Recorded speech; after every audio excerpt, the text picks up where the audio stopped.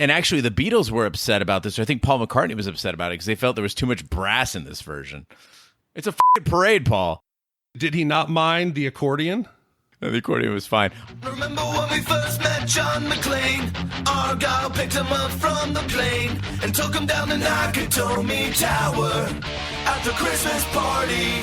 And the terrorists were overzealous, but it was sweet when they killed Ellis. And with a little help from Alan, John McClane kicked. Welcome back to Shat the Movies, the podcast where we answer the question were the movies we loved when growing up really that good? Have you ever caught yourself thinking, why don't they make movies like they used to? Can you still remember spending your Friday night searching for the perfect movie rental at Blockbuster Video? Do you even remember what Blockbuster Video was? If you answered yes, and this is the podcast for you, I'm one of your three hosts, Roger Roper, and alongside me, my two co-hosts, Big D, Dick Ebert. Good evening. And Gene Lyons. Isms, in my opinion, are not good. And each week we take a look back in time and decide if our favorite films from our childhood still hold up. Each week the audience selects from 4 movie choices that we then break out our VHS tape rewinders and watch the movie that tallied the highest number of votes. At the end of each podcast, the three of us will provide you, the audience, with a number of wipes each movie would take to get off your butts. Find a comfortable spot on the sofa. Thank you so much for listening. You can download Shat the Movies and subscribe wherever you get your podcasts, whether it's iTunes, Google Play, Stitcher, YouTube, SoundCloud, whatever. But thank you so much for listening. Big D, in the pantheon that is John Hughes movies, once again, we find ourselves over here at Shat on Entertainment, Shat the Movies, doing yet again 4 John Hughes selections. Is that correct? Yeah, well, the listeners might not know what a big part John Hughes played in your life. That you model much of your daily life after some of the characters in, for example, 16 Candles. And that was one of our first 4 options. In 4th place, with a measly 9%, was 16 Candles. 2nd place was Vacation. 3rd was Planes, Trains, and Automobiles. And then the winner in a landslide was the epic, legendary 1986 Ferris Bueller's Day Off. Now, I was talking to Gene earlier about this. We just recorded Shat on TV, American Gods. And Gene, you had not seen this movie in a long time. Yeah, it's been at least a decade since I saw Ferris Bueller's Day Off.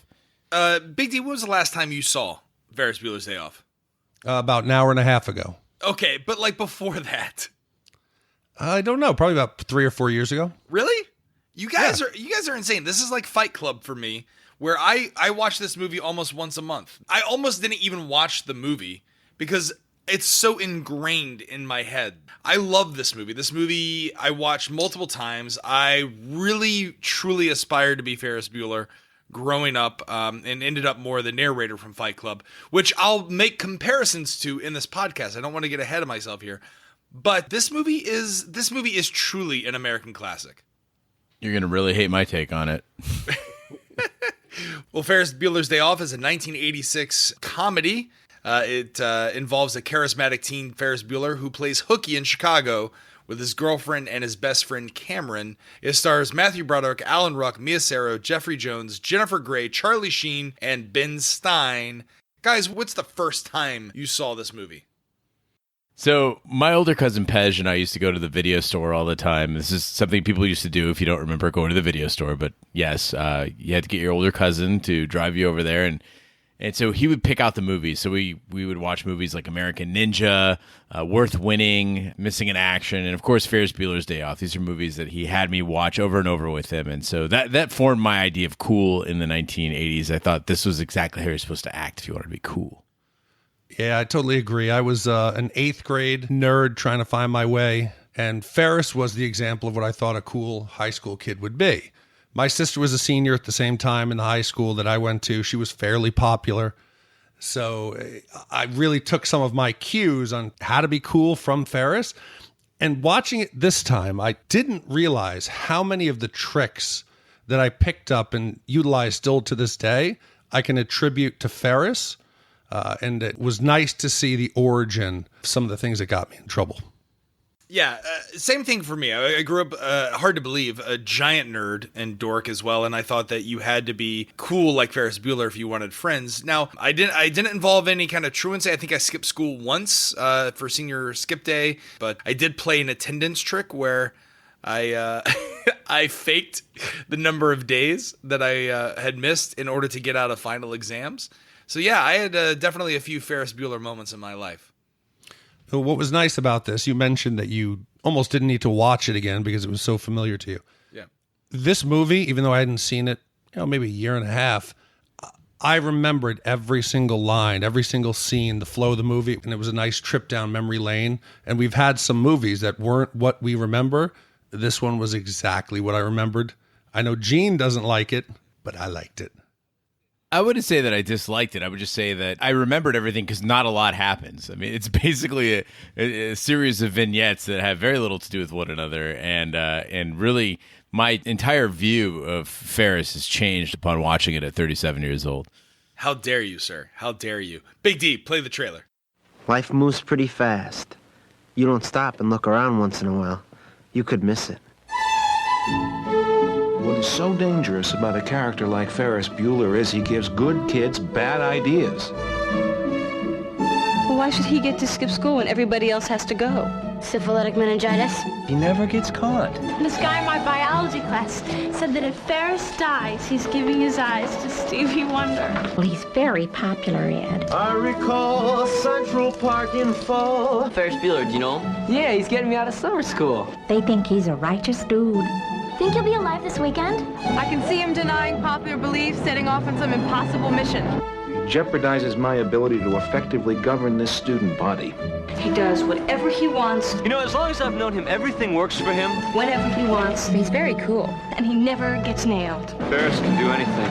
Oh, he's such a sweetie. Wake up and smell the coffee, Mrs. Bueller. It's a fool's paradise. He is just leading you down the primrose path. Matthew Broderick. Bueller. Ferris Bueller. Ferris Bueller's Day Off. Because life is too beautiful a thing to waste.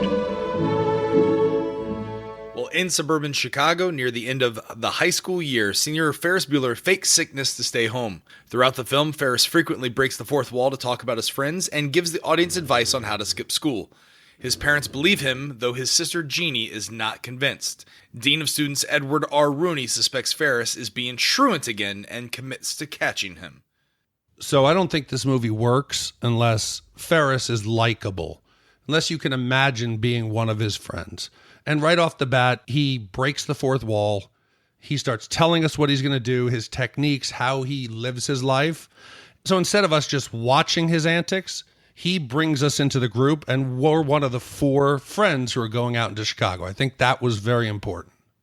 You mentioned breaking the fourth wall, Big D, and it's something that we saw again in Home Alone. And I didn't realize until I watched this again, because I've seen Home Alone more recently, obviously, since we reviewed it for Shat the Movies. But I didn't realize how much Home Alone borrows from this movie. Kevin is basically like a young Ferris Bueller. He's, doing his own thing. His family's away. He's getting into trouble. He's getting himself out of trouble, and he's addressing the camera directly. I once I saw this, I went, oh man, they went right back to the well. Not only that, but every John Hughes movie, does it need a main character in the shower with the shower mohawk?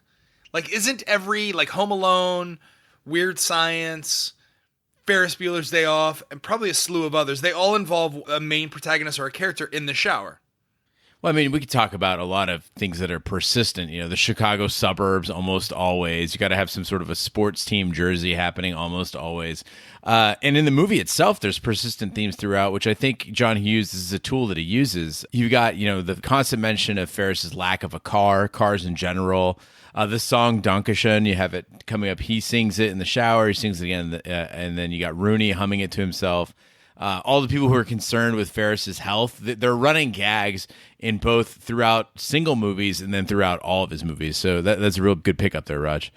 Yeah, but this was also, when you talk about the breaking the fourth wall, I feel like this is one of the first movies that had the character talking about it and then on the side had like a list in text. I don't remember movies before Ferris Bueller doing that. At least not feature films. I mean, you saw it in like educational movies and stuff like that, but this is the first time you really saw it, I think, in a feature film. I agree. Did either of you ever fake an illness or lie to get out of class? I never lied to get out of class, but I did fake, or I did change the records, my attendance records, to get out of taking finals. So at the time, Orange County Public Schools had a big truancy problem. And in order to prevent people from skipping schools, provided this rule, this new stipulation that if you at least had an A or a B average in your class and you missed 2 or fewer days throughout the year, you were exempt from taking your class finals. It worked so well. It was like the Bright Future Scholarship. Everyone started going to class. It was a massive success. I think this was like my junior year. I had missed 3 days technically, but because the technology was so old, this is all antiquated databases.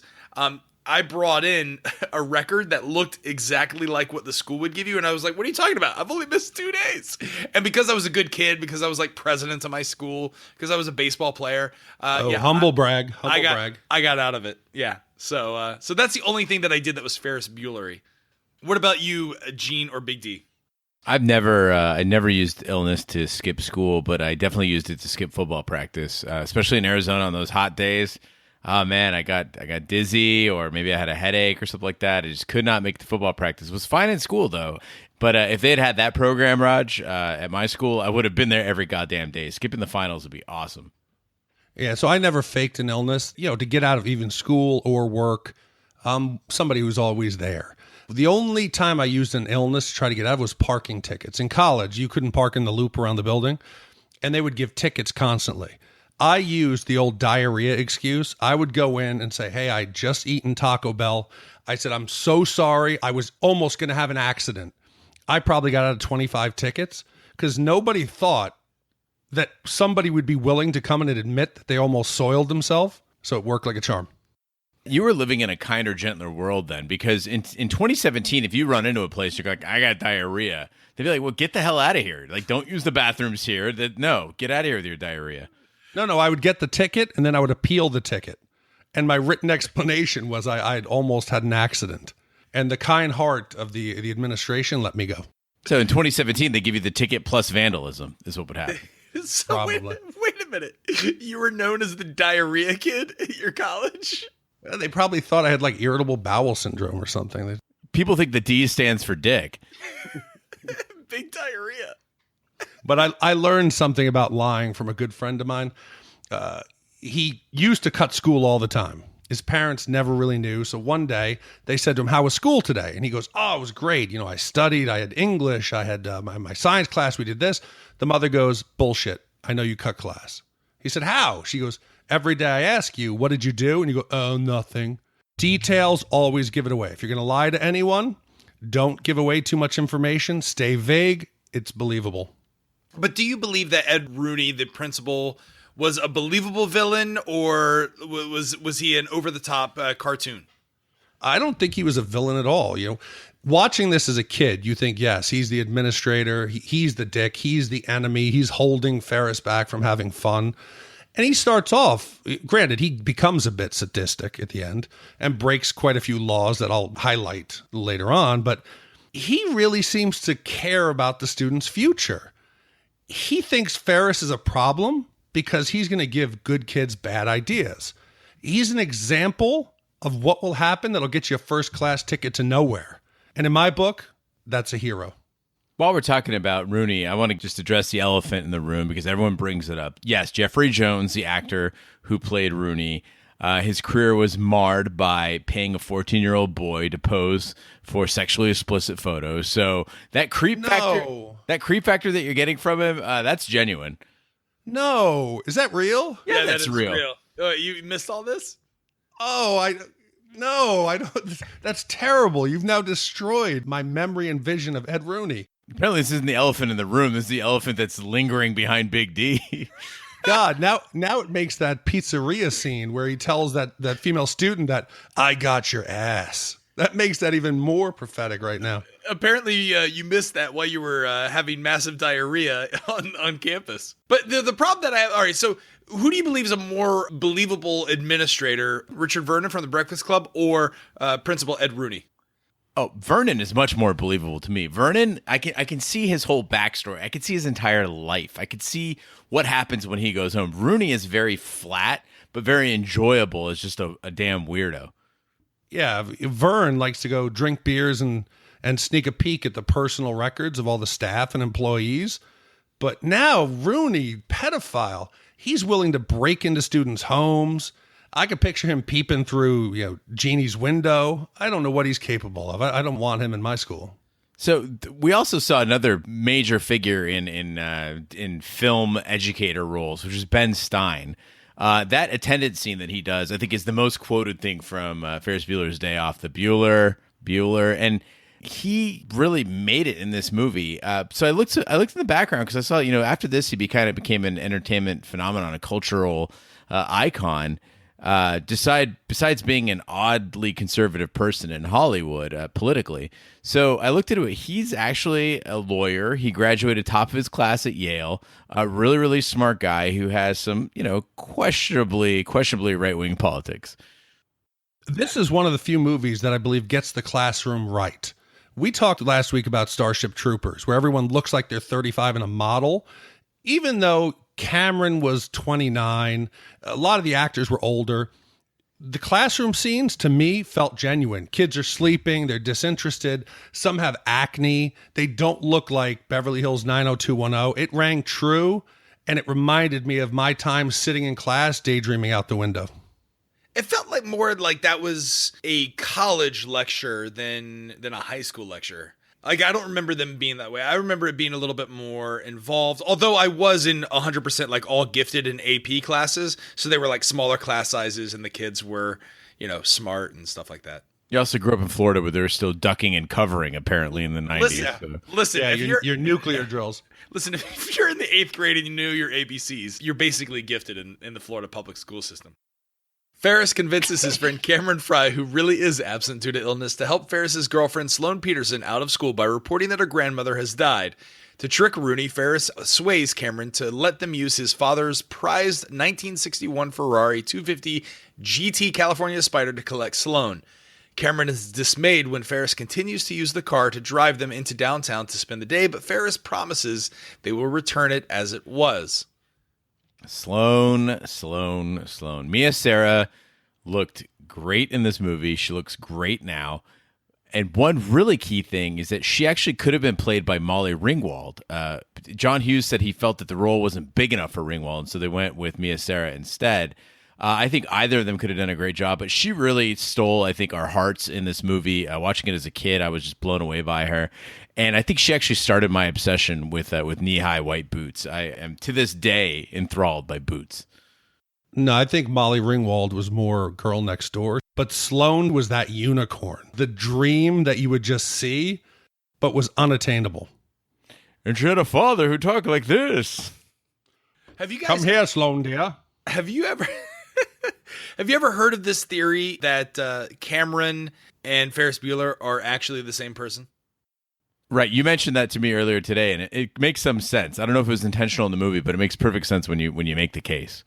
So if you watch this movie through the lens of Fight Club, which is another movie we've done here at Shat the Movies, and you look at it like Ferris is the Tyler Durden to the narrator of Cameron Fry, this movie makes a lot more sense, and it's actually a little bit more believable. It's more believable to have Cameron have a split personality. Absolutely. So think about it. So both are sick, right? But once he gets up, he seems to be magically cured. He's fighting with this inner struggle of this relationship with his father. And so he creates this, larger than life caricature to help him get through his life. And there's some very real tender moments that when Ferris is up on the float, and I'm skipping ahead in the movie here, but when he's having this interaction with Sloane, with Mia Sara, and he's talking about like where Ferris is going to be in a few years and like what's going to become of them, that's a very real, true moment. And then when, he dives into the pool to kind of, I don't know if it's to die or to whatever, that's when I think he realizes that, he can be truly Cameron. He doesn't need Ferris anymore to save him. So if you look at through the prism of Fight Club, it's wild. I love the movie even more as a result of that. God, this is going to be a tough transition to go to my theory after coming off that crazy shit. Watching this now as an adult, I'm a white guy. So we have Gene on the show, who's going to be our resident. He's going to be the voice of, do you want to say ethnic America or the voice of, what would we call you? I think one of the great parts about having minority on the show is you call it whatever you want, and I'll validate it by being like, yeah, that's fine to say. Go and say it. Okay. So Gene will give us the non-white man's view of this movie. And you had mentioned that when you watched Indiana Jones as a kid, that you always felt like it was the white kids in your class. It was their movie. Sure. So watching this now, I can't help but feel a little dirty. There's a little white privilege going on. Ferris, he's a privileged white kid living in an upper class North Shore community. He's attending a school. Money isn't an issue. His parents both have obviously well-paying jobs. His bedroom is equipped. His parents are doting. And why does he need to ditch school so bad? What is this terrible thing that he needs to get away from and deserves a break off? For God's sake, the synthesizer he uses to do snoring in 85 costs $8,000. So how did it ring to you, Gene? Yeah, I never even thought of that aspect of it. I did notice when he's shelling out money for all this stuff. I lived in Chicago, and when I lived in Chicago in 2007. I was making $36,000 a year, and that was about enough to cover, drinking and my apartment, and that was about it.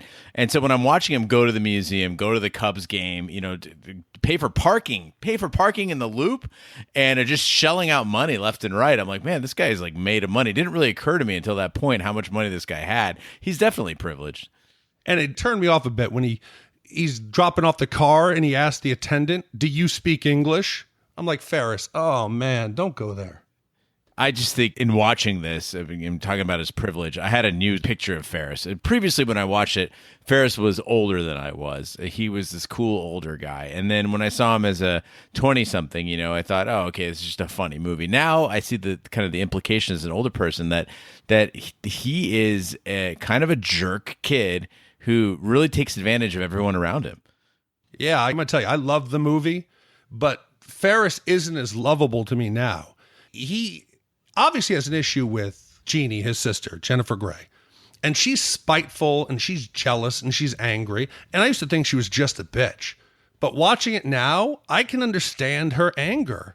She's pissed that Ferris can do whatever the hell he wants and gets away with it. And I think Ferris is cutesy, but it would get old real quick if you were any adult in his life, and he'll push you over the edge, much like he does to poor Ed Rooney. He drove him to kiddie porn, for God's sake. Okay, question about Jeanie and Ferris's relationship. Is Ferris the older brother, or are they twins? No, he's definitely the older brother. He is a senior, and I believe that she is an underclassman. I'm not sure why I got that impression, but I think that was the dynamic. She seems to be younger. But have you ever known any of your friends to be able to get away with anything like that? Like maybe it was cutesy in college or high school, but then they grew up to be like terrible individuals? Like that charm, that high school or college charm wore off. Their antics were no longer fun because, hey, it's time to fucking grow up. Do you have any of those type of moments in your life? No, I actually have to say I learned quite a lot from Ferris doing that. And if you walk around and act like you belong somewhere, generally people won't question you.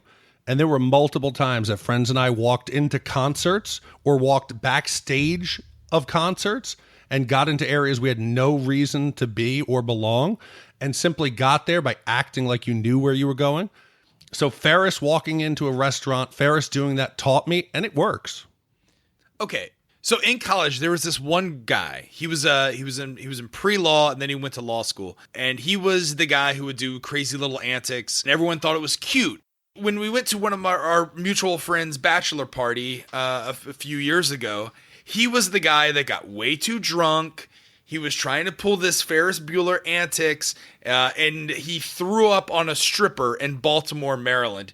And I had to be like the fucking responsible adult to like babysit this guy. It was like a total 180 from people thinking that it was cute what he did in college to be like, oh, well, listen, you're in your late 20s now. Fucking college is over. Grow up. And I feel like Ferris Bueller would probably do something like that. It sounds like we've turned you now. It sounds like you're turning on Ferris now. I'm gonna do the very un-Jeansy thing here and take us to a positive place. Another plus to this movie, and that is basically the interplay between Edie McClurg as Grace and the aforementioned Principal Rooney, essentially, or Dean Rooney. This was a great comedic scene. The two of them were playing off each other really well. And it's a great example. In the 80s, they did something that you don't see a lot anymore, and it's this background humor. These little things that are happening in the process of other things happening that people don't really get all the time. One of them is Edie McClurg, as she's playing Grace. She answers the phone and gets the phone from Rooney, and she's trying to act like him. And all she can come up with is, and it's fucking hilarious, and she's not doing anything but just making a noise on the phone. But it's like, really, if somebody just handed you your phone, you're supposed to be them. What are you supposed to do? Yeah, the tension that they build by simply focusing down on that holding, blinking light on the telephone when Rooney believes that Sloane's father is there on hold. Brilliant.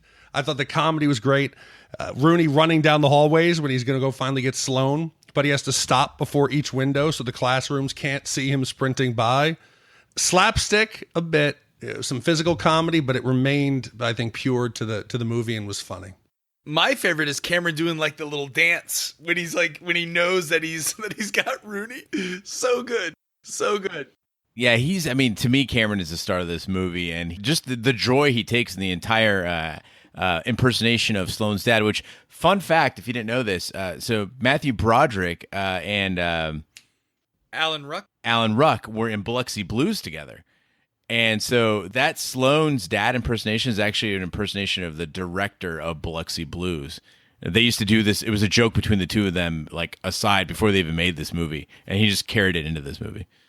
You can just tell that Alan Ruck and Matthew Broderick have an affinity for each other, and they're having fun. In every scene that they're in, you can tell that they're enjoying it, that there's a really, really fantastic chemistry, not only between the two of them, but also with Sloane. But anytime the two of them are in a scene together, it just really lights up the screen. I think that's the whole point of this movie, is just the charm factor is off the fucking charts. But the trio leave the car with the parking garage attendants, who immediately take the car for a joyride after they leave. Ferris, Cameron, and Sloane sightsee around the city, including the Art Institute of Chicago, the Sears Tower, Chicago Mercantile Exchange, and Wrigley Field, while narrowly dodging sight by Mr. Bueller.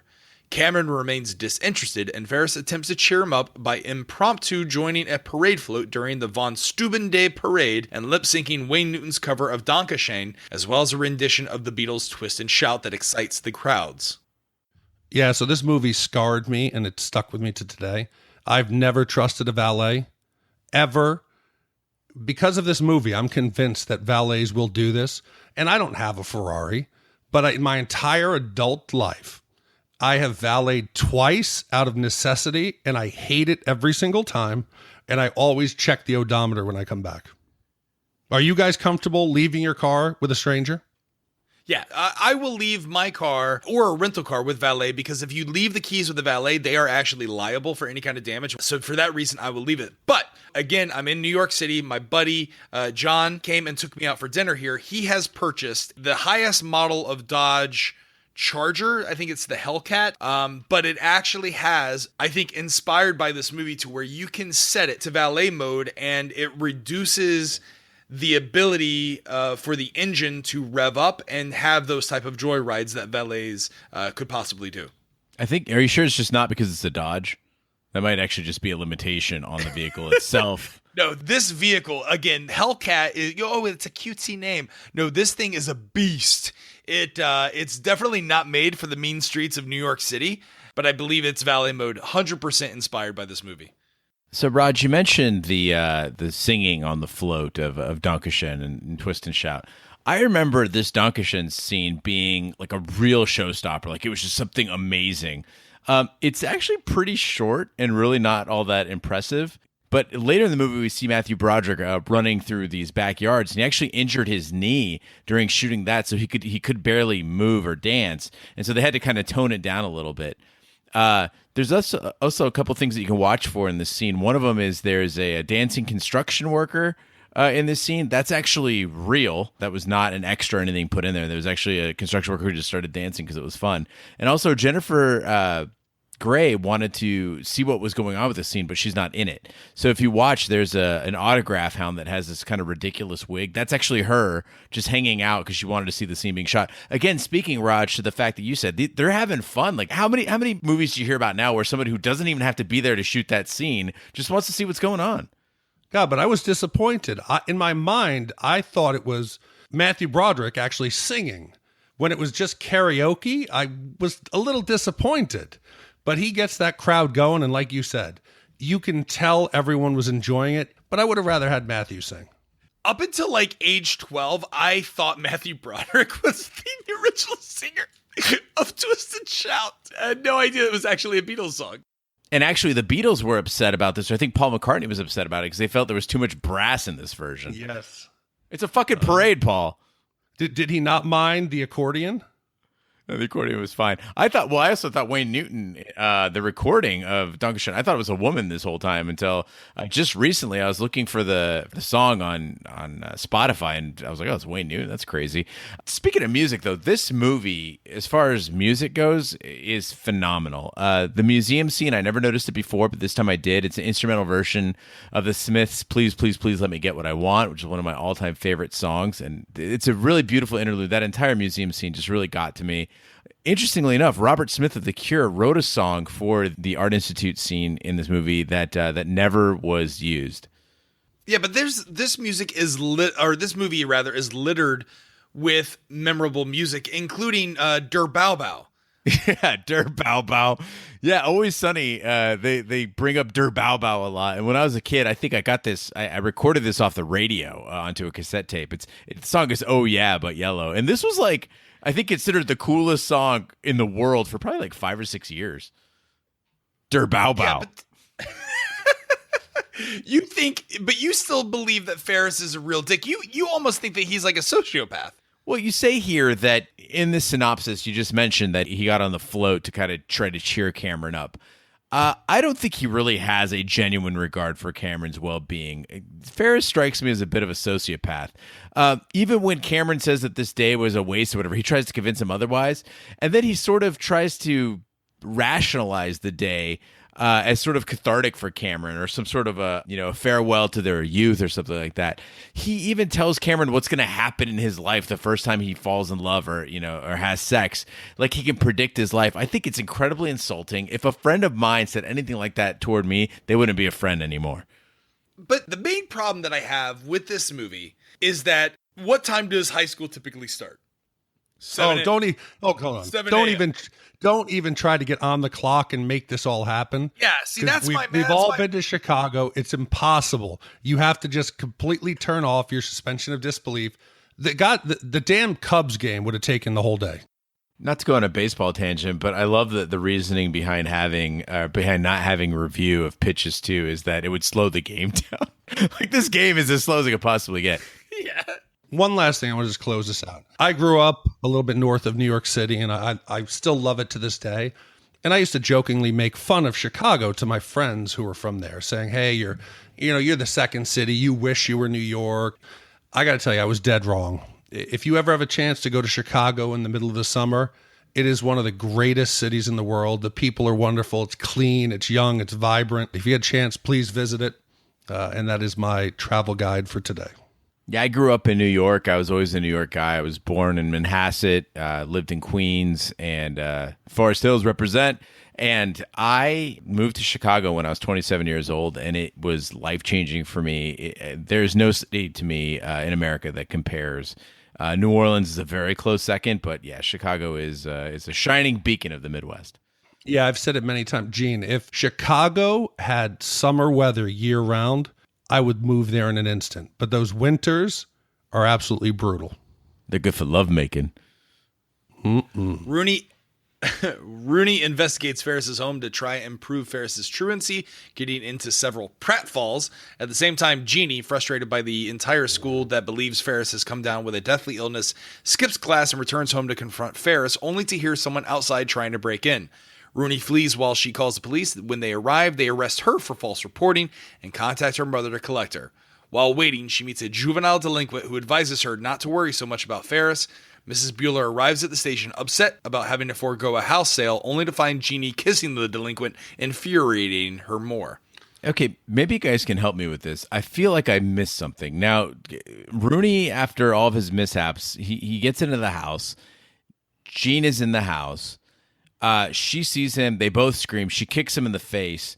how did I miss something? How did she not recognize that it was Rooney in her home? She runs upstairs. She calls the cop. What, like, I thought maybe in this part of the movie they could have either had him, like, maybe he had mud covering his face or something, or like her vision was fucked up in some way. She sees him, kicks him in the face, runs upstairs, doesn't call the cops and go, the dean of students broke into my home. He's downstairs. I do like the fact that she does warn him, though, that she is armed and has venereal disease.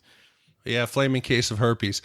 It can be explained possibly that they were on opposite corners and they turned around, faced each other really quick, and she got frightened and didn't get a look at him. She did have 2 or 3 quick kicks to the face and then retreated. But again, yeah, it doesn't seem believable. She knows who Ed Rooney is. She was in his office, earlier in the day, so she knows who he is. But we can let it go. But Ed, poor guy, started out really looking out for Ferris and the other students. But he quickly, he's gone over the edge. If I'm correct here, I'm not an attorney, but I think he's going to go down for animal cruelty, petty theft, destruction of private property, trespassing, breaking and entering, and possible sexual harassment in the pizzeria. But he takes that flower pot and smashes it over the dog's head. Is that something that we think our school administrators should be doing? I mean, I don't think you should be doing it. You should never use violence toward an animal. At the same time, that was clearly an under-socialized Rottweiler, which was not secured and had the biggest dog door in the history of dog doors. It was like the Holland Tunnel of dog doors. And we commented in a Home Alone cast about Chicago police in white suburbia. How is it possible that Rooney's car got like 5 tickets within a 35-minute span and got towed away? That wouldn't happen in the inner city. He kept leaving notes that he had diarrhea from Taco Bell. No, then he would have gotten away with it. They wouldn't have towed his car. I actually one time in Chicago parked my car. I met a nice young lady. Parked my car, went into her apartment. Came out later, when I thought that I would have to move the car. And I already got a ticket on it, so I was like, "Fuck it, I'll just go back in." I mean, I already paid for it now. I got the ticket, right? So I go back into her place, stay over a couple more hours. The next morning, I get up. I had a second ticket on my car, and that was like in a matter of like 3 hours. Chicago cops do not fuck around.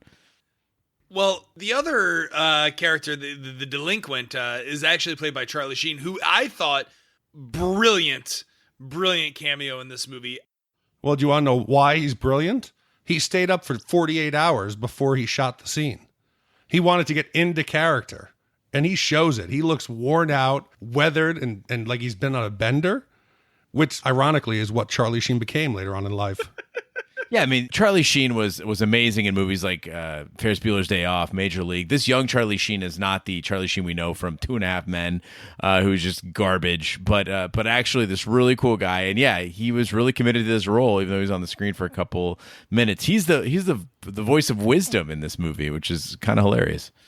If someone would please write in suggesting Charlie Sheen movies, and please suggest Hot Shots.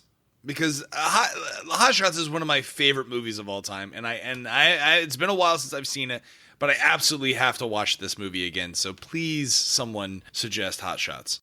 Yeah, you could do Hot Shots, Cadence. You could do Young Guns. And if you want to do this instead, I actually added today a new category called Bad Sequels, which was recommended by a listener. So I added Predator 2, Caddyshack 2.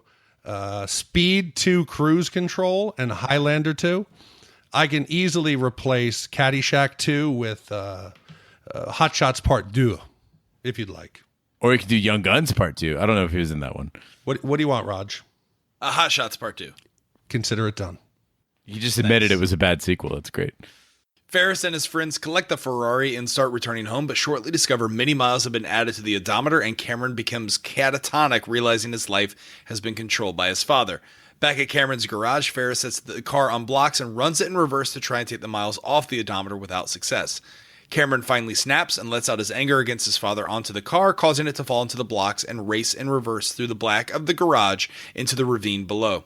Ferris offers to take the blame, but Cameron asserts that he will stand up against his father. Now, we talked about things in this movie that are kind of just not believable. This is one that just really bothered me. I mean, even as a child, I thought it was just a weird plan. Like, I'm like, that doesn't work. You can't just put a car in reverse and then make the odometer run backward, and then you put the brick on it, so it's going at like top fucking speed. And what I can't believe is that they set it up and then they didn't check to see if it works. They just go and sit down. I thought that this was just a really weak plot device. It would have made more sense if they were like, it's not going fast enough. We're not going to ever, it's never going to make it. Or if they just, realized pretty quickly it was going to happen. So I understand that it needed to happen. But even as a child, this was a distraction to me. I thought, there's no way that works. Listen, Ferris doesn't think it's going to work. He knows that by taking the car out, he doesn't really care about what's going to happen. Cameron says it's not working. Ferris goes, oops. But I have an adult question watching this now. That car had to have been, have a top-notch policy. And I'm wondering, would some form of homeowner's insurance, or you think the car insurance would cover this accident at all? Oh, it certainly would, but that's not the point. The point is that this Ferrari only had like 127 miles on it. You can't replace it. There were so few of them made and with such low mileage that even if you repair it, it's not the same thing. You don't have the original parts to it. So it's what's done is done. Yeah, but this was not an original car. In the movie, he mentions that his father spent years, I think 5 years, restoring it. So they're not original parts. This car is not cherry. It's a restored vehicle. While still valuable, because there was such a limited run of this, you have to imagine that he's borrowing parts from other cars to restore it. But God, I'd love to watch the insurance adjuster come in and see the tire marks on the floor and have Cameron's dad explain why there's skid marks in reverse going out the window. But his parents, yes, they're not involved in his life. But he seems to be well taken care of. What's your take on him? Is he likable? Is he sad? How are we supposed to feel about him? I mean, I think that Cameron is supposed to represent the generation. He is the Gen X representation. He is the nihilism.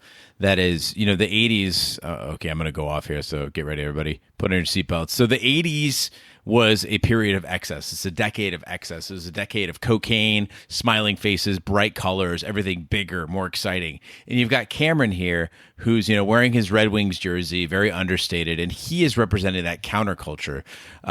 He brings soul and complexity to a film that otherwise is pretty vapid and silly. And so I think that he's exactly where he needs to be and the way he needs to be, completely sympathetic, and really the only character that I connect with in this movie.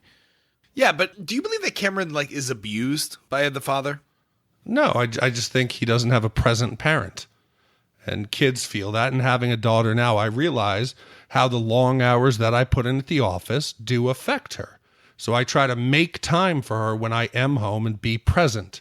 Not every parent does that, and I don't do it perfectly, but you really have to make an effort. Parenting isn't easy, and I think this is a mistake that was made not only in the 80s and 90s, but today. Parents, try to be there with your kids. So Big D, so aside from trying to be there for your kid, all right, so you have a very nice garage with a lot of power tools. What if one day you come home and her asshole boyfriend has ruined all your tools? How are you going to react to this? No, the key is to make it so she understands the difference between a good guy and an asshole, and she hopefully won't choose that. If she were to destroy something, whatever, it's a thing. It doesn't matter to me. Your perspective changes when you become a parent. I used to worry about my car. Like I told you, I don't go to valets. Today, who gives a shit? I could fix it all. I'd be more concerned that she brings an asshole into the garage. So Ferris returns Sloan home and realizes his parents are due home soon. As he races on foot through the suburbs, he is nearly hit by Jeanie driving their mother home. She speeds off to try to beat Ferris home. Ferris makes it home first to find Rooney waiting for him inside. Outside, Jeanie races into the house as their mother talks to their father about her behavior today. Jeanie discovers Rooney threatening Ferris and has a change of heart. She shows Rooney his wallet that she found earlier from his break-in attempts. Rooney flees while Ferris thanks Jeanie and rushes back to his bedroom to greet his parents while feigning his waning illness. As they leave, Ferris reminds the audience life moves pretty fast. If you don't stop and look around once in a while, you could miss it. So I absolutely loved Jennifer Grey. And this is Jennifer Grey with the old nose. Now, I don't condone plastic surgery. I don't think, unless it's for a medical reason to correct a problem. I thought that she stopped acting because the roles disappeared once she had the nose job. Is that what happened, Gene? So what happened actually was, we mentioned the chemistry that was going on between all the characters on set. Matthew Broderick and Jennifer Grey were secretly dating, and they had that energy between the two of them. But what happened was they were actually on a trip to Ireland, and they were driving along, and he got in a car accident. It was a pretty bad accident. Somebody died. And she was never quite the same after that. The physical trauma and also the psychological trauma. She had a lot of survivor's guilt, and also was just felt unsure and unsteady in the world after that. And so she that was actually 5 days, I think, after Dirty Dancing came out. And so she ended her career at about 27. I mean, she did some odd things there, here and there, but was never this America's darling that she was at the time. Because she just kind of, I don't want to say fell apart, but just decided that she wasn't the same person after that accident. I think Jennifer Grey is gorgeous. She's still beautiful. I think she was on Dancing with the Stars not too long ago. And she's actually married to one of my favorite actors, Clark Gregg, who you know as Agent Coulson from The Avengers. Yeah, and you mentioned that they were dating in real life. It was kind of funny to learn that Ferris's parents, that were played by Cindy Pickett and Lyman Ward, actually got married and had a few kids. So romance on the set, like you said, you have fun making a movie. It turns into relationships, turns into kids. So it was obviously a lot of fun. Yeah, which is why Jean and I both always date our coworkers. True. As the credits roll, the defeated Rooney heads home and is picked up by a school bus, further humiliated by the students. In a post-credit scene, Ferris emerges from his room, telling the audience that it's over and to go home.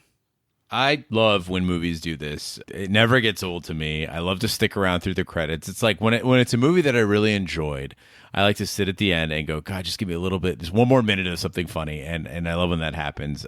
Even when they take it to the point of Guardians of the Galaxy 2, which was like 5 different end scenes and just all sorts of crap at the end that could have actually just, been used for minutes of movie or cut the movie shorter. But I do like this, and I thought that these were kind of fun and just a final farewell to Ferris.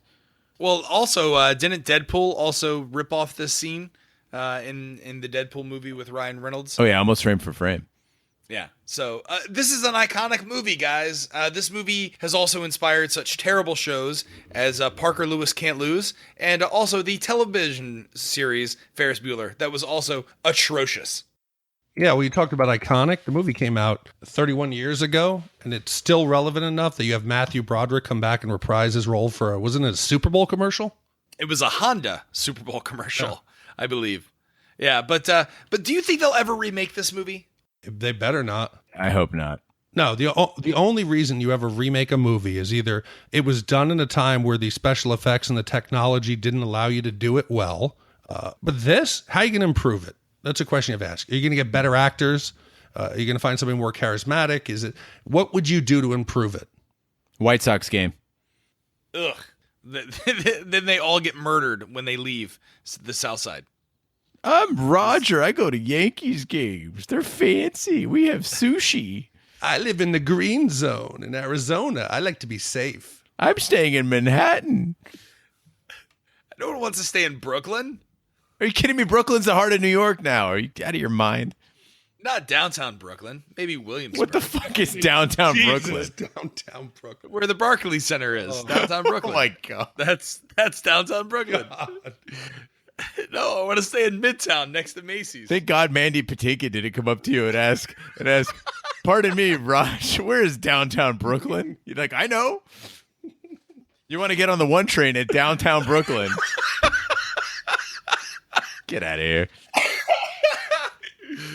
Well, that concludes our review of Ferris Bueller's Day Off. Now's the time of the podcast where we break out our Shat meter and tell you how many wipes this movie would take to get off your butts. If you've never listened to the podcast before, it's a 0 to 5 scale. 0 wipes is basically the equivalent of taking a nice shower and getting all nice and clean and having a little 80s shower mohawk on. It's just a nice, pleasant environment. And 5 wipes is being attacked by a Rottweiler, putting your foot through the mud, being kicked in the face 2 times by a junior in high school, and then having to ride home on a school bus. So that's the Shat scale. I'll start with you, Big D. How many wipes would this movie need to take to get off your butt? So I'm going to go with a 0.75. And here's my reasoning. What? Just hold on. It was a nice change. It was a feel-good trip down memory lane. And it was a word that we've used a lot. It was fun. You didn't have to think too much. It had a great soundtrack. it brought me back to a simpler time where, Wrigley Field didn't even have lights. They only had day games. Jennifer Grey's old nose. Charlie Sheen wasn't a dumpster fire. You could drive your Ford Fiero. It was a lot of fun. I didn't need anybody getting killed. It wasn't overly complex. It was a simple feel-good movie. And of the John Hughes collection, I don't know that we're going to come across one other than The Breakfast Club that is a complete film. It's an hour and 30 minutes of fun back to a simpler time. And I think it was a 0.75. I would watch it again. It was enjoyable. Are we talking Pulp Fiction? No, but for what it is, it was very good. It lived up to my memory. 0.75. Gene, how about yourself? I was stressing over whether to go with the whole number and can I allow myself a fraction? We got Big D over here doing fractions of fractions. For me, I thought it was an entertaining movie. But when I thought about it a little bit longer, I was like, what is it about this that bothers me? What bothers me is that what they're trying to do, the spirit that they're trying to evoke in this movie, the core of it is basically what Bret Easton Ellis does with all of his 80s, empty sort of nihilistic films, and they put too much of a smiling face on it, so it just felt like watered down Bret Easton Ellis. If you're not familiar with Ellis, it's like Less Than Zero, Ice Storm, stuff like that. So I felt that they were memorable scenes, like you guys said. I remembered everything that happened in this movie, but I feel like they're a little more hollow than I remember them being. There's not a lot of substance to the movie when you get down to it. So for me, it's a 1.5 wiper. Yeah, and even though I can't compare this to Pulp Fiction, I am going to give this a 0 white movie. This movie is fantastic. You're fucking it's high. Perfect. 0? It can never be remade. It is it's a remembrance of like you said, a simpler time in my childhood where I definitely wanted to be Ferris Bueller. So I'm giving this a 0 white movie because I believe it needs to be in the top 10 and stay there. When we look at the pantheon of Shat movies. If you add all those scores up and divide by 3, that gives us a 0.75 ranking. Big D, where does that put it on the list of Shat movies? With a 0.75. That is now our number 7 movie. It pushes Coming to America down, and right above it is Die Hard. So it is a top 10 movie. That feels right. Yeah, it feels absolutely right. Correct. All right. I think that this movie is definitely top 10. Now's the time where we give our shout outs. Gene, what is a shout out? Raj, a shout out is a little thank you that we give to people who visit our website, shatthemovies.com, and say hello and just introduce themselves to us. You can go to the website, scroll down on any page, and you'll see the shout out slide out. And go ahead and pop your name in there, and we will read your name on the podcast. This week's shout outs go out to Jack and Eric D. I think Eric D is also a listener to our sister podcast, Shat on TV, where we're doing American Gods. So Eric D, thank you for listening to both. Thank you to all the crossover listeners who are listening to both. And if you haven't checked out Shat on TV, please do. We're doing American Gods, and coming up next is Game of Thrones. Nice. Big D, what are our next movies that we're going to be recording? Yeah, so next week was recommended by a friend of mine in New York, a police officer in upstate New York, and she wanted to have some movies for the ladies. So it was 1990s romance. Up for the vote was She's All That, Ghost, Titanic, 10 Things I Hate About You, and even though I really can't believe I was pulling for Titanic, it lost by a nose to 10 Things I Hate About You. So funny story about that, Big D.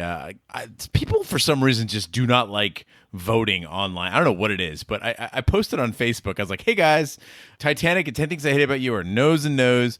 Go on there and vote for the one that you want to see. And then people in the thread replied, 10 Things I Hate About You. I'm like, yeah. Go click and vote. And then they're like, 10 Things I Hate About You is the next reply. I'm like, no, I know that. Go vote on the website. So please don't just passively listen. You control what we watch. Go to shatthemovies.com, vote for /vote to vote for the things you like. And I think that I might actually be responsible because everybody who replied on that thread was saying 10 Things I Hate About You, and they finally were persuaded to go and vote. I'll let you guys in a little secret. I've never seen the movie 10 Things I Hate About You. Neither have I. Aha. I think I've seen it like once. Great. No, it's Heath Ledger. Yeah, it's a Shakespeare adaptation, so it's good. Yeah, isn't it a Shakespeare adaptation of the Tempest? I thought it was 12th Night. I don't know. I haven't seen it. I don't know, but I also added 2 other categories, as I mentioned, bad sequels. But another one I added for those who were teenagers in the 80s, late night, Skinamax, alone time films for when you were young, Hot Dog the Movie, Porky's, 9.5 Weeks, and Spring Break. Do either of you guys remember watching after your parents had gone to sleep? Oh, I watched Porky's, but I've never seen the other ones. By the way, 10 Things I Hate About You, Taming of the Shrew. Taming of the Shrew, that's it. Not The Tempest. All right. Unless there's a monster in the movie that I'm not aware of. Well, that concludes this week's episode of Shat the Movies. Be sure to follow us on social media and share with a friend. We're everywhere, including Twitter, Snapchat, and Instagram. Just follow the handle @Shat the Movies. We're also on Facebook. Just search for Shat the Movies Podcast. Our website is shatthemovies.com. Our email address to send in your requests for what you want us to review is host@shatthemovies.com. We're everywhere fine podcasts can be found, including iTunes, Google Play, Stitcher, and YouTube. Be sure to subscribe. And if you stop by, please be sure to leave a 5-star review. That helps the podcast grow. Also, you can check out our sister podcast, Shat on TV, where we review television series such as Westworld, Taboo, American Gods, and upcoming this summer, Game of Thrones. Winter is here. You can also find all the information there on our website, shatontv.com. On behalf of my co-host, Big D, Dick Ebert, and Gene Lyons, I'm Roger Roper. Be sure to join us next week for our 10 Things I Hate About You review. Thank you so much for listening. We really appreciate it. Take care, good night, and good luck. But it was sweet when they killed